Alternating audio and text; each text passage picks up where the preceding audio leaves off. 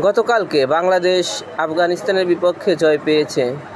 এই জয়ের ফলে বাংলাদেশ এখন পর্যন্ত এশিয়া কাপে টিকে আছে, খুব শক্তভাবে টিকে আছে সেটা বলা যাবে না, কারণ পরবর্তী ম্যাচ কোনোভাবে যদি আফগানিস্তান জিতে যায় তাহলে তারাই চলে যাবে সেরা চারে। কিন্তু বাংলাদেশের অবস্থা, আফগানিস্তান হেরে গেলে অথবা যে কোনো একটা কঠিনভাবে পরাজিত হতে হবে যে কোনো দল, তাহলে বাংলাদেশের সুযোগ আছে।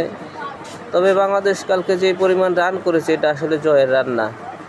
এক কথায় যদি কালকের জয়ের নায়কের কথা বলা হয় তাহলে নাসুম আহমেদকে জয়ের ফুল ক্রেডিট দিতে হবে।